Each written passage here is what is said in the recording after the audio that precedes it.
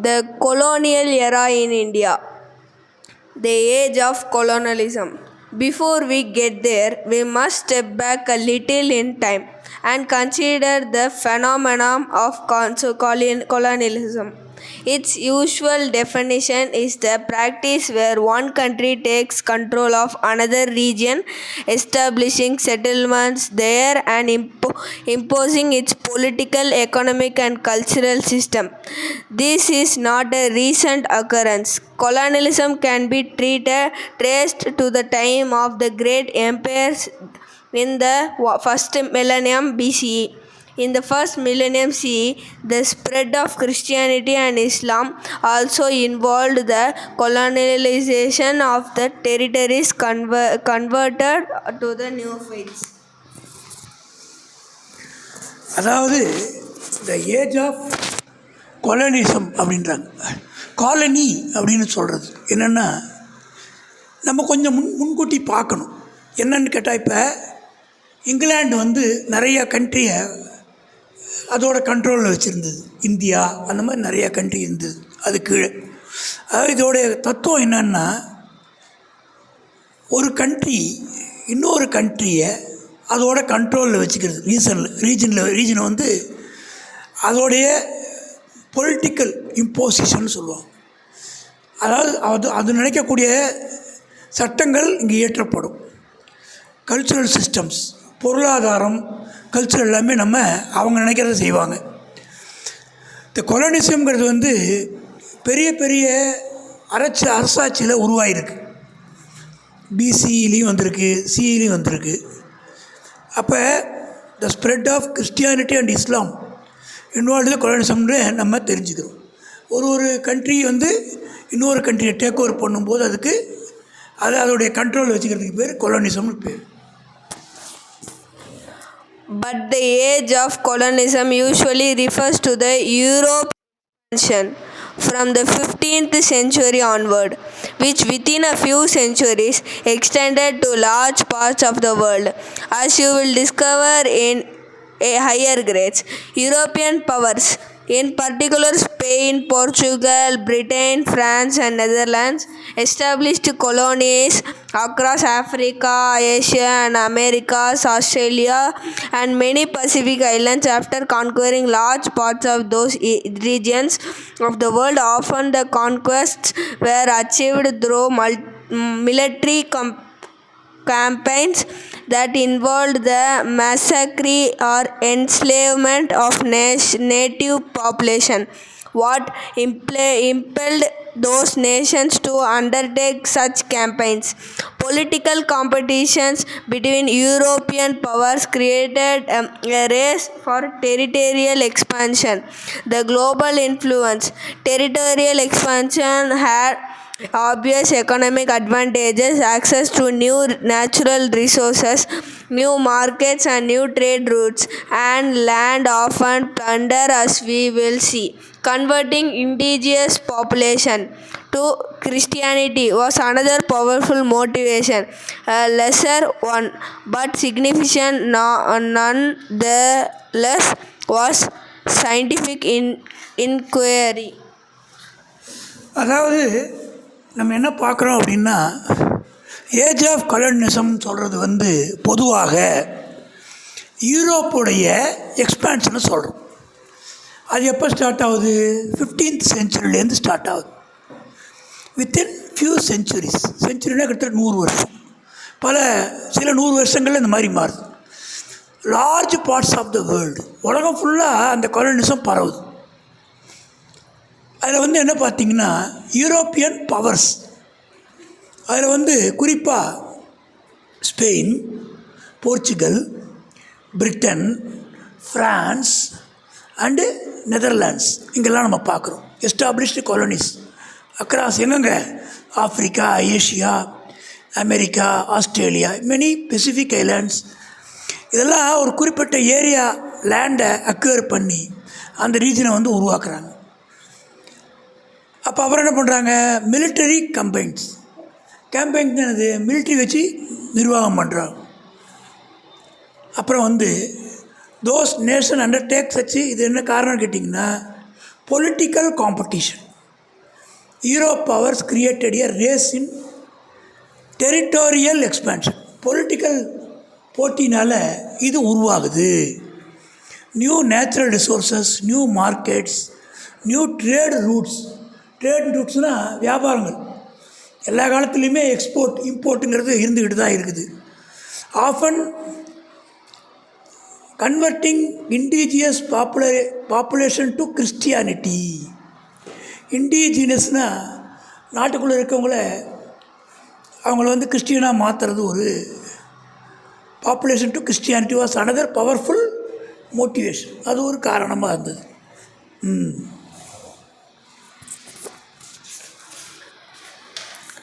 The desire to explore unknown lands so as to accumulate knowledge of the planet's geography and natural history. While colonials often claimed they had a civilizing mission of bringing progress to the colonized people, who were often demonized as savage, primitive, or barbaric, the relativity was very different. Loss of independence, exploitation of resource by colonists, the destruction of traditional ways of life, and the imposition of foreign culture values.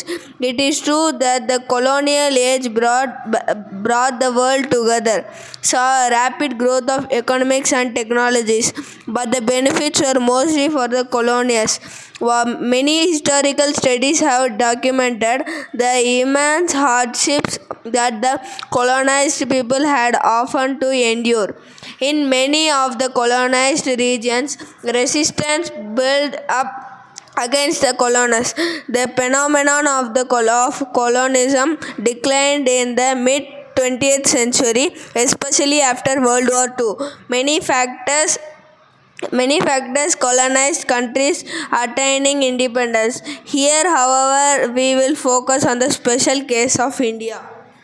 இப்போ நம்ம இந்த இம்ப்ரூவ்மெண்ட்டை நம்ம பார்க்குறோம். எப்படி வந்து அந்த colonise countries second world வாருக்கு அப்புறமா மாறிச்சு அப்படின்னு. அதாவது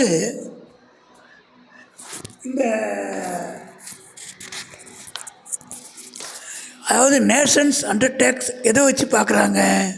powerful motivation of the political. அதுதான் இங்கே மெயினாக பவர் அங்கே எடுக்கணும்னு. Often claim their civilising mission of bringing progress. யார் கொலனைஸ்ட் பீப்புள் இருக்காங்களோ அவங்கள்ட்ட ஒரு மிஷன்னா என்ன அர்த்தம்னா ஒரு செயலை வந்து செயல்படுத்துறது. இப்போ உதாரணத்துக்கு இந்தியாவில் இங்கிலீஷ் ஆட்சி வந்த பிறகு தான் இங்கிலீஷ் பேசுகிறதுங்கிறது ஒரு லாங்குவேஜ் வந்து. இன்னும் சொல்லப்போனால் அதுக்கு முன்னாடிலாம் குருக்குல கல்வின்னு வீடுகளில் தான் ஸ்கூல்லாம் நடந்துச்சு. இங்கிலீஷ்காரங்க வந்தால் பள்ளிக்கூடங்கிற அந்த கல்ச்சர் ஸ்கூலுங்கிறத ஓப்பன் பண்ணாங்க. இங்கிலீஷ் லாங்குவேஜ் ஒரு காலத்தில் இங்கிலீஷில் ஒரு வார்த்தை பேசினாலே அவனை பெரிய ஆளாக பார்ப்பாங்க. ஏன்னா எல்லாருக்கும் அந்த நேட்டிவ் லாங்குவேஜ் வரைக்கும் தான் தெரியும். அப்போ அவங்களுடைய இன்ஃப்ளூயன்ஸ், இப்போ நம்ம தமிழ்நாட்டில் எடுத்துக்கிட்டோன்னா எல்லாம் வேஷ்டி கட்டியிருப்பாங்க, புடவை கட்டியிருப்பாங்க. இப்போ அவங்க வந்து என்ன பண்ணுறாங்க, பேண்ட்டு போடுங்க, சட்டை போடுங்க இப்படின்னு அவங்களுடைய கல்ச்சர் அதை வந்து இங்கே கொஞ்சம் கொஞ்சமாக அவங்க சிவிலைசேஷன் மிஷன் உருவாக்குறாங்க. அது வந்து அப்புறம் பார்த்திங்கன்னா ட்ரெடிஷ்னல் வே லைஃப், வாழ்க்கை எப்படி வாழணும், ஃபாரின் கல்ச்சுரல் வேல்யூ அது எப்படி, அப்புறம் எக்கனாமிக்ஸ் வளர்கிறது. அவங்க என்ன பண்ணாங்க, அவங்களுக்கு இங்கிலீஷ்காரங்களுக்கு தேவைக்கு தான் ரயிலை வந்து கொண்டு வந்தாங்க இந்தியாவில். அவங்க பிஸ்னஸ் பண்ணுறதுக்கு, அதாவது என்னென்னு கேட்டிங்கன்னா இந்தியாவில் இருக்கக்கூடிய ரா மெட்டீரியல் அயன் ஓர், பருத்தி இதெல்லாம் அவங்க நாட்டுக்கு எடுத்துகிட்டு போகிறதுக்கு தான் டிரான்ஸ்போர்ட்டை வந்து அவங்க டெவலப் பண்ணாங்க. இந்த ட்ரெயின் கொண்டு வந்ததெல்லாம் அதனால் கொண்டாந்தாங்க. ஆனால் அது கூட வந்து மக்களுக்கும் ஒரு விதத்தில் உபயோகமாக இருந்தது. அப்போ இதை வந்து நம்ம பார்க்குறோம். அது இல்லாமல் மெனி காலனைஸ் ரீஜன்ஸ் என்ன அதை வந்து எதிர்த்தாங்க. அதாவது 20வது நூற்றாண்டோட மையத்தில் ரொம்ப எதிர்ப்பு அதிகமாக இருந்தது. அப்போ வேர்ல்டு வைடு இது வந்தது. அப்போ என்னாச்சு, செகண்ட் வேர்ல்டு வாருக்கு அப்புறமாக ஒரு எல்லா நாடுமே வந்து சுதந்திரம் வாங்க தீவிரம் காட்டினா அதில் ஜெயிச்சாங்க. நம்ம இப்போ இன்றைக்கி வந்து இந்தியாவை பற்றி படிக்க போகிறோம். Europeans in India. India traded with the Greeks and Romans over 2 millennia ago. Indian goods, spices, cotton, ivory, gems, sandalwood, teak wood, woods, steel, among other commodities, were highly sought after the Mediterranean world. Until the 16th century CE, when European power began sailing to the Indian subcontinent, India was a vibrant economic and cultural powerhouse.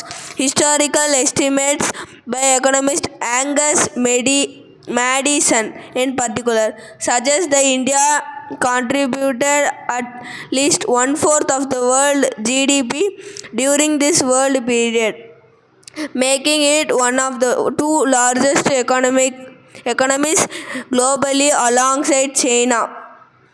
It is remarkable that from the 16th century onwards, many Europeans traveled to India, described her as flourishing, and noted her manufacturing capabilities, diverse agriculture output, and extensive internal as well as external trading networks.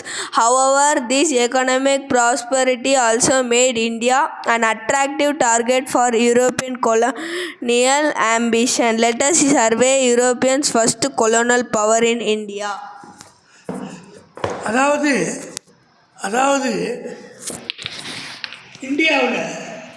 இந்தியாவில் Europeans in India அதை பற்றி நம்ம பார்க்க போகிறோம். அதாவது India வந்து முதல்ல trade பண்ணது கிரீக்ஸு, ரோமன்ஸ் 2 மில்லினியா எகோன்னு சொல்கிறாங்க. அந்த காலகட்டத்துக்கு முன்னாடி நம்ம பண்ணியிருக்கோம். நம்ம என்னென்ன பண்ணோம், ஸ்பைசஸ், காட்டன். ஸ்பைசஸ்னால் நமக்கு என்ன, இந்த மிளகு இந்த மாதிரி இருக்கு இல்லையா, அது சாப்பிட்ற ஐட்டங்கள். காட்டன், ஐவரி, ஜெம்ஸு, சாண்டல்வுட், சந்தன கட்டையிலேருந்து என்ன பண்ணுறாங்க, கதவு, பலகை, கட்டில் இதெல்லாம் பண்ணுவாங்க. டீக்குட்டும் அந்த மாதிரி யூஸ் ஆகுது. வீட்டு கதவுலாம் டீக்குட்டில் தான் பண்ணுவாங்க. வுட், ஸ்டீல், அமாங் கமாடிட்டினா ஒரு பொருளை வாங்கிறது கமாடிட்டி. ஹைலி ஷார்ட் ஆஃப்டர் நமக்கு வேர்ல்டு ஃபுல்லாக தேவைப்பட்டு 16ஆம் நூற்றாண்டு வரைக்கும்.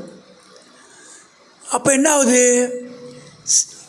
யூரோப்பியன்காரங்க கப்பல் மூலமாகவோ படகு மூலமாகவோ செயில் பண்ணி இந்தியாவுக்கு வந்து என்ன அந்த எக்கனாமிக்கில் கல்ச்சுரல் பவர்ஸ் அதில் சேர்ந்துக்கிட்டாங்க. 1/4 ஆஃப் த வேர்ல்டு ஜிடிபி நமக்கு இந்த மாதிரி கிடச்சிது.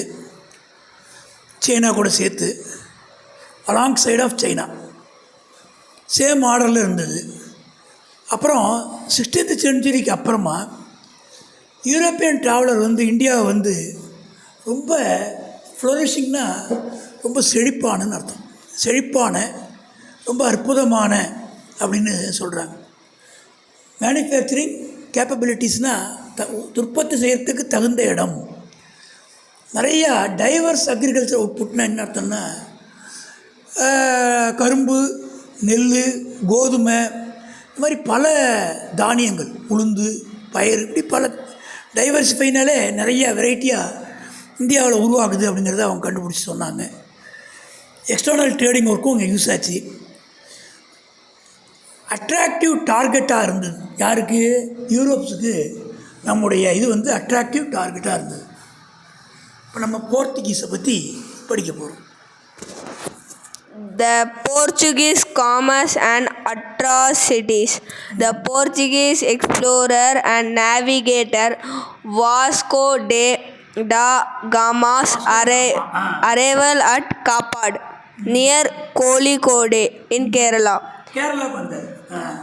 In May 1498 paved the way for beginning of European colonialism in India.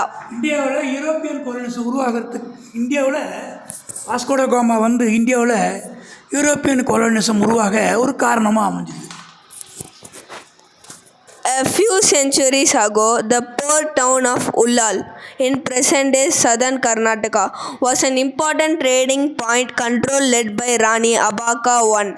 In the later half of the 16th century, the Portuguese repeatedly attempted to take it over, but Rani Abaka I formed strategic alliances with neighboring kingdoms and thwarted their attempts. She was eventually captured and died fighting in prison.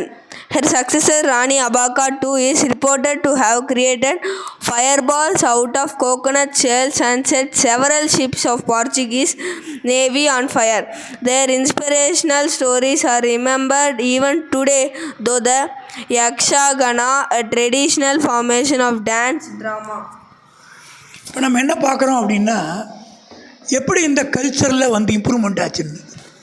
Few centuries echo, சில நூற்றாண்டுகளுக்கு முன்பாக த board down of உள்ளார், போர்ட்னா துறைமுகம், அந்த down பேர் உள்ளார். இன்றைக்கி வந்து அது தெற்கு கர்நாடகாவில் இருக்குது. இம்பார்ட்டண்ட்டாக இருந்தது ட்ரேடிங்னா வியாபாரம், எக்ஸ்போர்ட் இம்போர்ட்டுக்கு. அது யார் பண்ணான்னா ராணி அப்பாக்கா I. ரெண்டாவது பாதியில் 16ஆம் நூற்றாண்டோட ரெண்டாவது பகுதியில் இந்த போர்ச்சுகீஸ் வந்து திரும்ப ட்ரை பண்ணாங்க. எதுக்கு? அதை எடுத்துக்கிறதுக்கு. ஆனால் ராணி அம்பாக்கா I ஸ்ட்ராட்டஜிக் அலையன்ஸ்னால் என்னென்னா, அக்கம் பக்கத்து நாடுகளோட ராஜாக்களோட ஒரு கூட்டு, அதாவது ஒரு அணி சேர்ந்த மாதிரி செய்கிறது. அந்த மாதிரி அவங்க வந்து ஒரு கூட்டணி அமைச்சிக்கிட்டாங்க. அப்புறம் அண்டு thwarted their attempts, அவங்க முயற்சியெல்லாம் தோக்கடித்தாங்க. கடைசியில் அவங்கள பிடிச்சிட்டாங்க. யார்? போர்ச்சுகீஸ்காரங்க பிடிச்சி ஜெயிலில் வச்சுட்டாங்க. அங்கே அவங்க சண்டை போடும்போது இறந்துட்டாங்க. அவங்களுடைய அடுத்த ஆள் ராணி அப்பாக்கா II. அவங்க வந்து ஃபயர் பால்ஸுங்கிறத உருவாக்கினாங்க. கோகோனட் ஷெல்லுக்குள்ளே நம்ம தேங்காய் இருக்கு இல்லையா, அந்த தேங்காய்க்குள்ளேயே ஒரு ஃபயர் பால்ஸ் மாதிரி உருவாக்கினாங்க. அதில் நிறையா ஷிப்பை வந்து அவங்க அடித்தாங்க. அந்த இன்ஸ்பிரேஷ்னல் ஸ்டோரின்னா ஒரு மனிதனுக்கு உற்சாகம் தரக்கூடிய அந்த கதைகள், அதெல்லாம் வந்து நம்ம இன்றைக்கி நினச்சி பார்க்குறோம். Yakshagana, a traditional form of dance drama மூலமாக நம்ம இன்றைக்கி அதை பார்க்க முடியுது. Though he was well received, his aggressive ways failed to establish friendly relations with the local rulers. During his second voyage 4 years later, he seized, tortured and killed Indian merchants and bombarded Calicut from the sea. The Portuguese captured strategic ports including Goa in 1510, which became the capital of their colony in India, as well as several trading posts along the Malabar and Coromandel coasts. The Portuguese implemented a system known as cartas pass, requiring all ships in the Arabian Sea to purchase Portuguese permits for navigation. Ships without these permits were seized. This naval dominance allowed them to monopolize the spice trade between India and Europe for nearly a century. Alongside commercial exploration, the Portuguese presence in western India was characterized by religious persecution. In Goa, they established the Inquisition in 1560, which severely persecuted Hindus, Muslims, Jews and Christian converts suspected of practicing their original faith. Such persecution was accompanied by forced conversion and the destruction of many Hindu temples, along other forms of abuse of the native population. The Goa Inquisition was only abolished in 1812. அதாவது நம்ம கவனிக்க வேண்டியது என்னென்னா, இந்த well ரிசீவ்டுனா நல்லா வரவேற்பு கிடச்சிது. ஆனால் இந்த அக்ரெசிவாக அவங்க செஞ்சது கொஞ்ச நாளில் ஃபெயில் ஆகிடுச்சு. ஏன்னா லோக்கல் ரூலர்ஸோட ஒத்து போகலை. ரெண்டாவது வாயேஜ், கடல் பயணம் முறை போகும்போது 4 இயர்ஸில் tortured and killed Indian merchants, Indian வியாபாரிகள்லாம் கொலை பண்ணிட்டாங்க. காலிக்கட்டை வந்து அடிச்சிட்டாங்க. அப்போ Portuguese captured strategic ports, sports எல்லாத்தையும், போர்ட்னா துறைமுகம், அதெல்லாம் வந்து டேக் ஓவர் பண்ணிட்டாங்க. இங்கே கோவாவையும் சேர்த்து. அந்த கோவா தான் அவங்களுடைய கேபிட்டலாக மாறிச்சு இந்தியாவில். அதுக்கப்புறமா வந்து இம்ப்ளிமெண்டட் சிஸ்டம் கார்டாஸ் பாஸ் ஒன்று உருவாக்கினாங்க. யாராவது ஷிப்பில் போகிறதா இருந்தால் அவங்கள்ட்ட பாஸ் வாங்கணும். அப்போ அந்த பர்மிட் வந்து கம்பல்சரி பண்ணாங்க. இந்த மாதிரி பண்ணதுனால என்னாச்சுன்னா, அந்த ஸ்பைசஸ் இதெல்லாம் வந்து அவங்க கண்ட்ரோலில் தான் வந்து போகிற மாதிரி ஒரு சுச்சுவேஷனை உருவாக்கிட்டாங்க. And destruction of many Hindu temples among other forms of abuse of the native population. Native பாப்புலேஷனை கேவலப்படுத்தி நிறையா கோயில்கள்லாம் கூட அவங்க இடித்து தள்ளிட்டாங்க. Was only abolition 1812. The Dutch commerce and competition. The Dutch arrived in India in the early 17th century and, unlike the Portuguese, focused primarily on commercial dominance, particularly in the spice trade. They established a Dutch East. அதாவது Dutch வந்து இந்தியாவுக்கு 17ஆம் நூற்றாண்டு ஆரம்பத்தில் வந்தாங்க. Portuguese மாதிரி இல்லாமல் இவங்க கமர்ஷியல்னால் வியாபாரத்தில் வரைக்கும் தான் கவனம் செலுத்தினாங்க. பர்டிகுலரில் வந்து பார்த்திங்கன்னா ஸ்பைஸ் ட்ரேடில் தான் அவங்க ஆர்வத்தை காமிச்சாங்க. East India Company with trading posts in various parts of India, including on the west coast Surat, Bharuch, Cochin, and on the east coast Nagapattinam and Masulapattanam. Their most significant presence was in the Malabar region of Kerala, where they displaced the Portuguese from several trading centers. அதாவது இந்த இடத்துல நம்ம என்ன பார்க்கணுன்னா, அந்த Dutch வந்தாங்கன்னு சொன்னேன். அவங்க வந்து ஸ்பைஸ் ட்ரேடு தான் மெயினாக பண்ணாங்க. அதுக்கப்புறமா என்ன ஆகுது, டச்சு ஈஸ்ட் இந்தியா கம்பெனி என்ன establish Dutch East India Company trading post in various ports in India. இந்தியாவில் பல்வேறு துறைமுகங்களில் அவங்க பண்ணாங்க.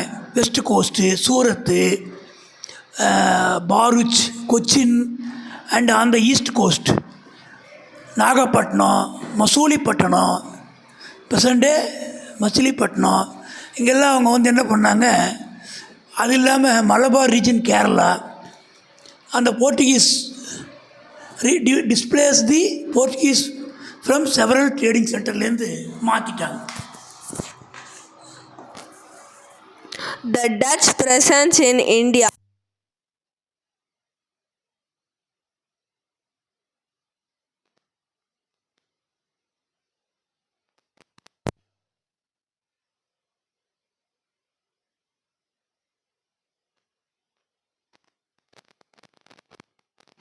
decisively defeated the Dutch, both on land and at sea. This battle was a rare instance of an Asian power successfully repelling a European colonial force. அதாவது டச்சோடைய presence வந்து ரொம்ப குறைச்ச நாளைக்கு தான் இருந்தது, லிமிட்டட் பீரியடுக்கு தான் இருந்தது. ஏன்னா அவங்க ஒரு வாரில் வந்து தோற்று போயிடுறாங்க. கொலைச்சல் அப்படிங்கிற இடத்துல 1741. அப்போ Travancore under the king Marthanda Varma அவர் வந்து தோக்கடிச்சிடுறார். அது வந்து எந்த பக்கம், லேண்ட்லேயும் தோக்கடிக்கிறாரு, சீலையும் தோக்கடிக்கிறார். Southern part of present day Kerala. இந்த பேட்டில் வந்து ரேர் இன்ஸ்டன்ஸ், ரொம்ப ரொம்ப அரிதான ஒன்று. ஏஷியன் பவர் சக்ஸஸ்ஃபுல்லாக யூரோப்பியன் காலனியை நீக்கினது. The French colonial ambitions.